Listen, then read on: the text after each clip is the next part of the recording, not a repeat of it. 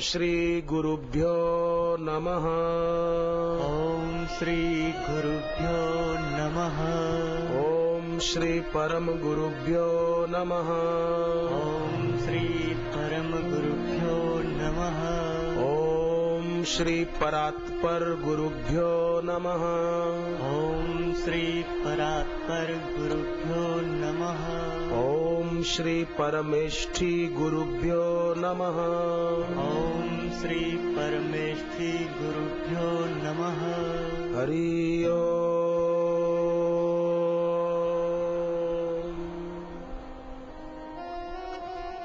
श्रीमत् परब्रह्म गुरुं नमामि।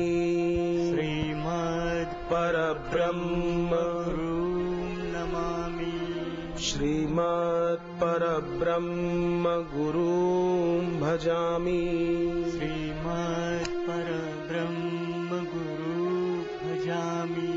श्रीमत् परब्रह्म गुरुं स्मरामि। श्रीमद् परब्रह्म गुरुं स्मरामि। गुरुं भजामि। गुरुं भजामि। गुरुं स्मरामि।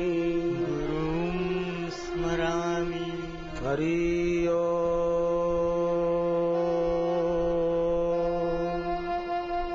अन्यथा शरणं नास्ति। अन्यथा शरणं नास्ति। त्वमेव शरणं मम। त्वमेव शरणं मम। तस्मात् कारुण्यभावेन। तस्मात् कारुण्यभावेन रक्ष रक्ष महेश्वर। रक्ष रक्ष महेश्वर। गतं पापं गतं दुःखं। गतं पापं गतं दुःखं। गतं दारिद्र्यमेव च। गतं दारिद्र्यमेव च। आगता सुख संपत्ति।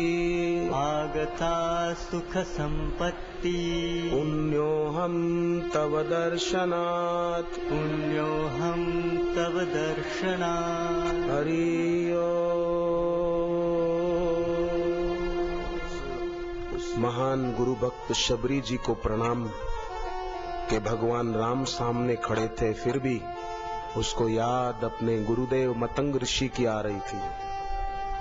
आज के पवित्र दिन उस महान गुरु भक्त एकलव्य को प्रणाम कि जिसने गुरु के द्वारा खूब डांटे फटकारे जाने पर भी गुरु की मूर्ति बनाकर ध्यान मूलम गुरु मूर्ति का दृढ़ता से अभ्यास किया। महाभारत जैसे ग्रंथ में एकलव्य अमर हो गए, उनको भी प्रणाम। आरुणि को प्रणाम है। महाभारत ग्रंथ में आरुणि की कथा आती है।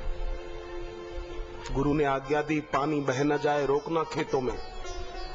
मिट्टी डालते गए, पानी बहता चला गया, मिट्टी को भी बहाकर लेता चला जा रहा था। आरुणि अपने गुरु की सेवा में सफल होने के लिए पानी को रोकने के लिए मिट्टी की जगह पर खुद लेट गए, रात भर पड़े रहे और अपने गुरु की सेवा में सफल होकर दिखा दिया। उन महान गुरु भक्त आरुणि को भी प्रणाम और उन महान गुरु भक्त ध्रुव को भी प्रणाम कि गुरु नारद जी ने मंत्र दिया 12 अक्षर का और उस मंत्र का इतने आदर से जप किया। गुरु मंत्र के प्रति इतना अहोभाव आदर भाव था और जप किया तो भगवान प्रकट हो गए। उस महान ध्रुव जी को भी प्रणाम। और महान संत एकनाथ जी महाराष्ट्र के, जिनकी गुरु भक्ति बड़ी अद्भुत थी। गुरु ने एक चिट्ठी भिजवाई थी एकनाथ जी को, कुछ गुरु का समाचार था, आज्ञा थी कुछ गुरु की। घूमती घामती चिट्ठी एकनाथ जी के पास पहुंची कि आपके गुरुजी ने आपके लिए आदेश भिजवाया। एकनाथ जी ने तुरंत चिट्ठी खोलकर पढ़ी नहीं, पहले तो एक ऊंचे आसन पर एक पवित्र वस्त्र बिछाया, शुद्ध कपड़ा बिछाकर उसके ऊपर चिट्ठी रखी कि मेरे गुरुजी की चिट्ठी है, और चिट्ठी के आगे फूल रखे, तिलक आदि किया, दिया जलाकर आरती उतारी कि ये मेरे गुरुजी का आदेश है मेरे लिए। प्रणाम किया और परिक्रमा की कि मेरे गुरु की चिट्ठी आई है मेरे नाम, मेरे गुरु का आदेश आया है मेरे नाम। उस चिट्ठी की परिक्रमा की, परिक्रमा करके दोबारा प्रणाम किया और फिर उस चिट्ठी को पढ़ा और जैसा गुरु ने आदेश दिया था वैसा उन्होंने किया। भगवान राम जी के चरणों में भी प्रणाम कि गुरु विश्वामित्र जी का आदेश नहीं हुआ तब तक खड़े नहीं हुए। उठहु राम भंजऊ भव चापा, मेटहु तात जनक परितापा। उठो, अब जनक के संताप को मिटा दो। सुनी गुरु वचन चरण सिर नावा। गुरु के वचनों को सुना तो जाकर के तोड़ नहीं दिया, पहले तो सुनी गुरु वचन चरण सिर नावा, चरणों में प्रणाम किया कि मेरे गुरु हैं। हर्ष विषाद न कछूर आवा। ऐसा नहीं हो रहा था कि अब जाकर मैं धनुष को तोड़ दूंगा, सब देखते रह जाएंगे कि मैं कैसे तोड़ता हूं। हर्ष विषाद न कछूर आवा। धनुष के पास भगवान पहुंच गए। धनुष के पास पहुंचते ही उसको तोड़ नहीं दिया, वहां जाकर क्या किया, अपने गुरु की तरफ देखा और क्या किया, गुरु की तरफ देखकर दर्शन करके क्या किया, गुरु ही प्रणाम मन ही मन कीना। भगवान राम ने हम सभी साधकों को एक शिक्षा दी है कि गुरु के नजदीक हो तब तो प्रणाम करो, सिर झुकाकर जैसे व्यवस्था हो, पर गुरु से तुम दूर हो तो क्या करो, गुरु ही प्रणाम मन ही मन कीना। गुरु को मन ही मन प्रणाम किया। अति लाघव उठाई धनुलीना, उठा लिया और वो धनुष टूट भी गया। राम जी ने संकेत दिया है कि जो अपने सदगुरु के चरणों में प्रणत होता है वही जन्म मरण के चक्र को तोड़ पाता है, इस चक्रव्यूह से निकल पाता है। आज के पवित्र दिन उस महान गुरु भक्त राजस्थान की मीरा को भी प्रणाम और सहजोबाई को भी प्रणाम कि जिस सहजोबाई ने ये वचन कह दिए। कितनी हिम्मत थी सहजोबाई की, कौन बोल सकता है ऐसे वचन जो राजस्थान की सहजोबाई बोली है। क्या बोली है सुनिए, हरि रूठे कुछ डर नहीं, ईश्वर रूठ जाए तो भी डर नहीं है। कौन ऐसा दुस्साहस कर सकता है बोलने का, हरि रूठे कुछ डर नहीं, तू भी दे छिटकाए, गुरु को राखो शीश पर, वो सब विध करे सहाय। ये तो सहजो ही बोल सकती। राम तजू पे गुरु न बिसारूं, गुरु के सम हरि को न निहारूं, हरि ने जन्म दियो जग माही, गुरु ने आवागमन मिटाही। बहुत मीठे उलाने सहजों ने ईश्वर को दिए और आखिरी में क्या कहा, आखिरी में ये कह दिया, सहजो गुरु पे तन मन वारूं,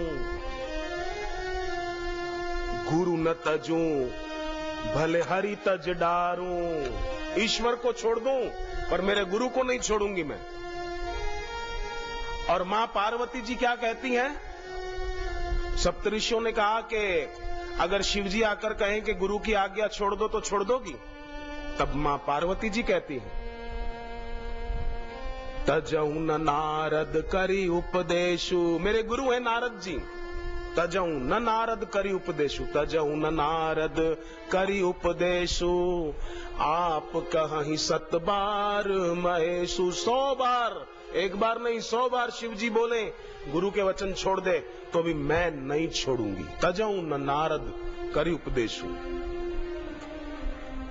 कैसी अपने गुरु के प्रति इनका जो निष्ठा है, इनका जो प्रेम है, उनको तो प्रणाम है पर उनकी निष्ठा को भी प्रणाम। सांदीपक, आहा, भगवान विष्णु आए हैं बेटे वरदान मांग। शिवजी आए थे पहले, बोले वरदान मांग। पहले तो कहा वरदान देना चाहते हो तो इतना दे दो, मेरे गुरुजी की तबीयत अच्छी हो जाए।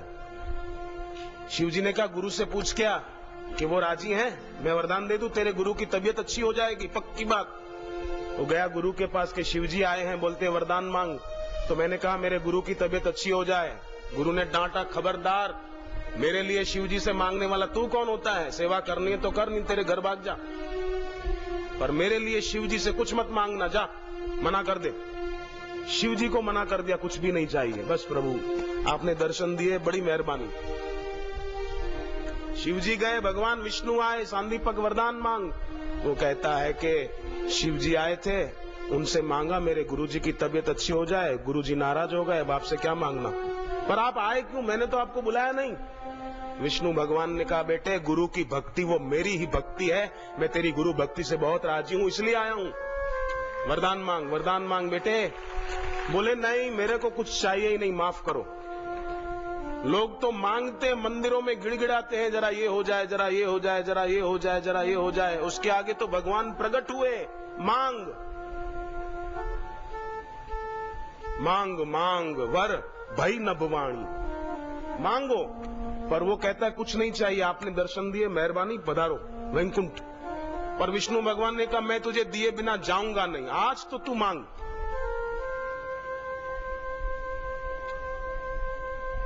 तब सांदीपक क्या कहता है, अगर देना चाहो तो एक वर ये दे दो,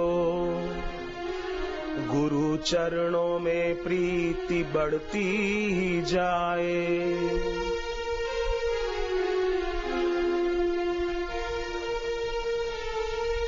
मेरे गुरु के चरणों में प्रीति बढ़ती जाए, बस, और कुछ नहीं चाहिए। अगर लेना चाहो ये जीवन ही ले लो, मगर मेरी श्रद्धा को घटने न देना।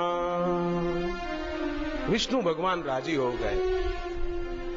साधो साधो साधो, गुरुजी आ गए, बोले क्या मांग रहा है? तब उसने सारी बात बताई। गुरु ने शिष्य को गले से लगा लिया, आशीर्वाद दिया, शिष्य का काम हो गया, परम मंगलम हो गया उसे। तो आज के पवित्र दिन गुरुओं को तो प्रणाम है, जो भी आत्म साक्षात्कारी महापुरुष हुए हैं, पर उनके सच्चे भक्त जो हुए हैं, वफादार और प्रामाणिक सच्चे, उनको भी बार बार प्रणाम है। हम भी उन्हीं की राह पर चलें।